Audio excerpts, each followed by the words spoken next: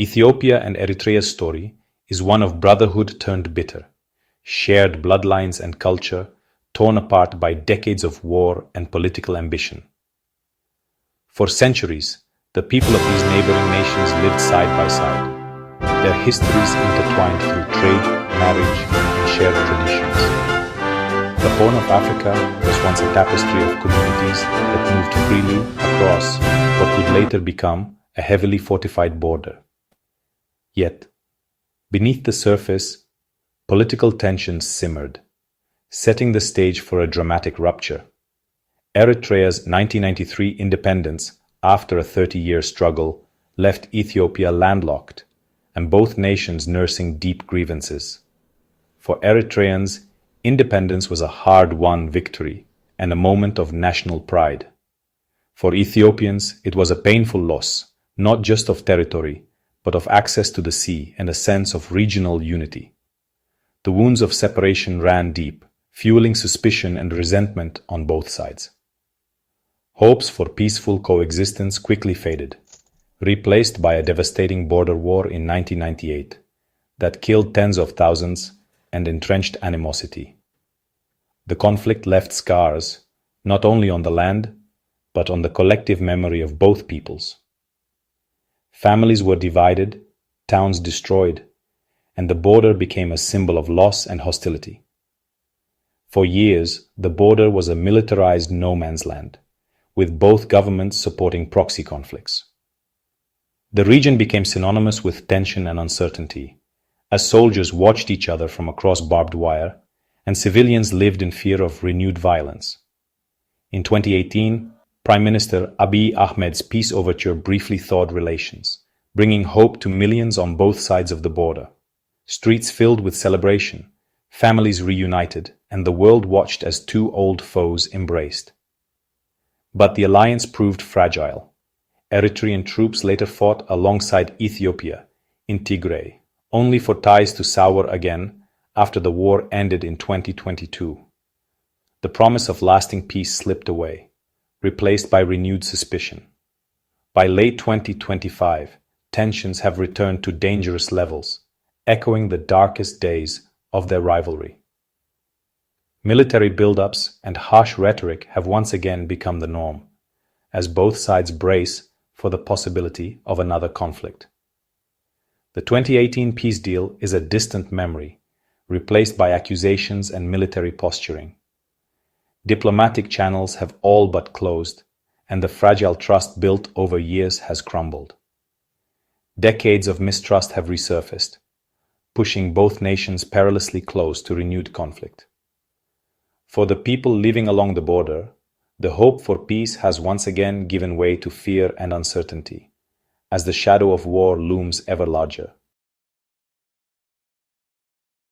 Ethiopia has formally accused Eritrea of plotting to ignite a new war, a move that has sent shockwaves through the international community.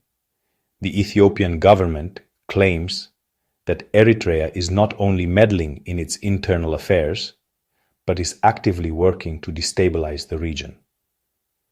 This accusation has escalated the crisis to the international stage, drawing the attention of global powers and international organizations. In a detailed letter to the UN, Ethiopia alleges that Eritrea is orchestrating a coalition of armed groups, including remnants of the TPLF and the Fano militia, to destabilize Ethiopia. The letter outlines a series of alleged covert operations and support mechanisms that Eritrea is supposedly providing to these groups. The claim is especially jarring, given Eritrea and Ethiopia were recently allies against the TPLF. This sudden shift in alliances has left many analysts puzzled and concerned about the future stability of the Horn of Africa.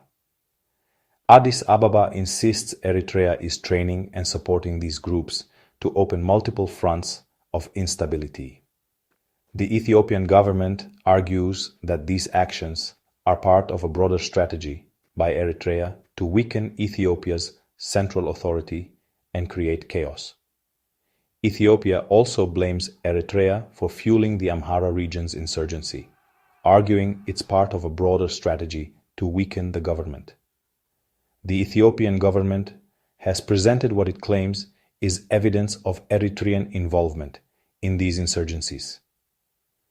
By appealing to the UN, Ethiopia seeks to brand Eritrea as the aggressor and rally international condemnation. The Ethiopian government hopes that international pressure will force Eritrea to cease its alleged destabilizing activities. The move signals a breakdown in diplomacy and a dangerous escalation in this volatile relationship. The international community now watches closely, hoping for a peaceful resolution but preparing for the worst. Ethiopian officials claim Eritrea is behind a so-called Tsimdo alliance, a coalition of anti-government forces aiming to destabilize Ethiopia. The alleged alliance's goals: reignite conflict in the north, weaken Abiy Ahmed's government, and distract Ethiopia from its Red Sea ambitions. Authorities point to attacks like the Fano militia's assault on Voldia as evidence of Eritrean coordination. This narrative reframes internal rebellions as foreign-backed plots, justifying harsher crackdowns. Critics argue that Tsimdo story may be a political tool to deflect from Ethiopia's own challenges. Whether real or not, the accusation has raised the stakes and deepened public anxiety. The specter of a shadowy alliance now looms over the region's fragile peace.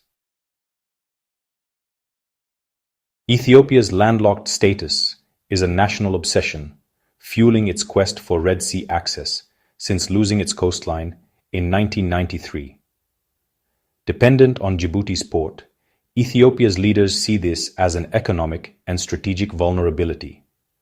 In 2023, Abiy Ahmed declared sea access an existential right, alarming neighbors, especially Eritrea.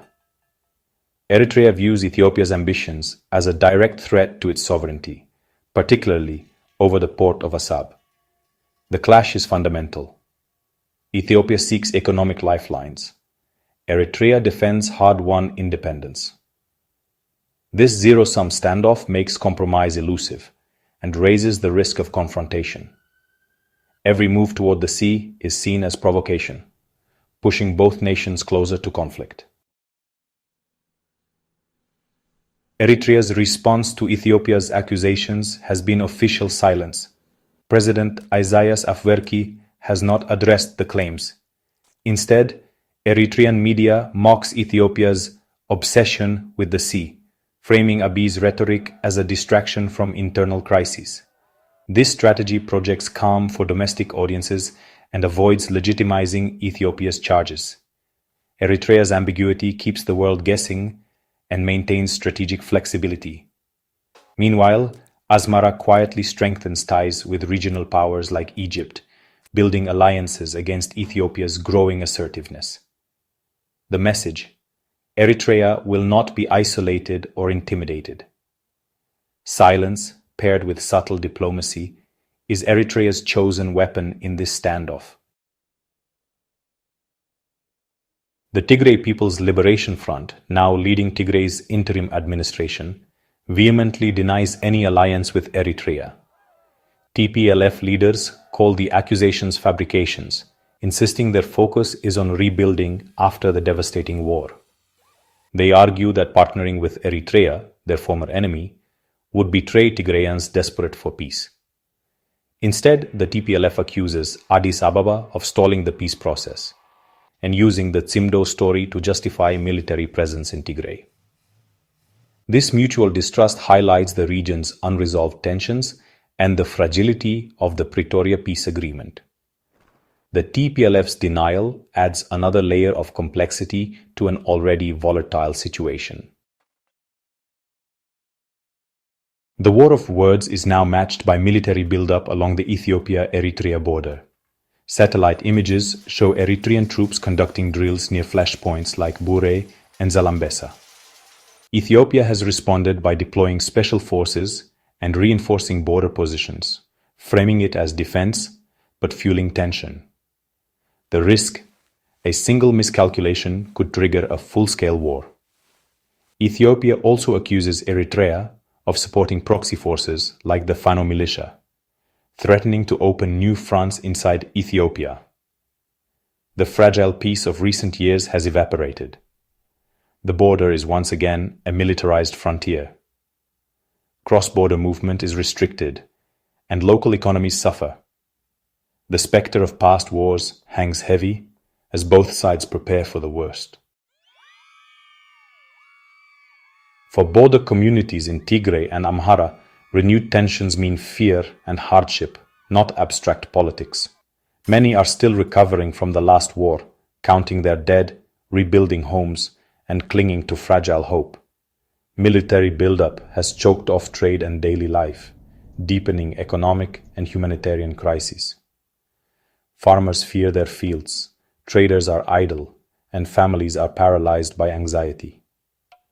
The psychological toll is immense. Rumors and uncertainty make planning for the future impossible. The hope sparked by the Pretoria peace agreement is fading, replaced by resignation to endless conflict. Ordinary civilians pay the highest price, displaced, bereaved, and voiceless. Their plea is simple: peace, stability, and a future free from the ambitions of distant leaders. Regional experts warn that the risk of war between Ethiopia and Eritrea is dangerously high, even if neither government truly desires open conflict. The situation is tense, with both sides locked in a cycle of suspicion and fear. Decades of mistrust and unresolved grievances have left the border region on edge, and even a small miscalculation could trigger a wider crisis. Both nations are facing severe economic strain, and their militaries are depleted after years of tension and sporadic clashes. For ordinary people, daily life is marked by uncertainty. Markets are empty, jobs are scarce, and families struggle to make ends meet. Another conflict would be catastrophic, not just for soldiers, but for millions of civilians already living on the edge. Yet, despite these hardships, both governments continue military posturing and fuel nationalist rhetoric. Parades, rallies, and speeches stoke patriotic fervor, creating a volatile environment where escalation is always a possibility. The atmosphere is charged, and even minor incidents risk spiraling out of control. The classic security dilemma is at play. Each side's efforts to bolster its own defenses are seen as direct threats by the other. This mutual suspicion leads to a dangerous cycle of action and reaction, with both militaries on high alert and trust in short supply. International mediation is more crucial than ever, but the world's attention is limited. Both governments are wary of outside interference, often resisting diplomatic pressure and preferring to handle disputes on their own terms. This reluctance makes progress slow and fragile. Still, there are glimmers of hope. Only a creative compromise, one that addresses Ethiopia's urgent economic needs without threatening Eritrea's sovereignty, offers a real chance for lasting peace. Local communities and some officials are quietly working together, seeking solutions that benefit both sides. The choice between war and peace hangs in the balance, with the futures of millions at stake. Families on both sides of the border wait anxiously, hoping that leaders will choose dialogue over violence and cooperation over confrontation. As of October 2025, the drums of war are loud, echoing across the Horn of Africa.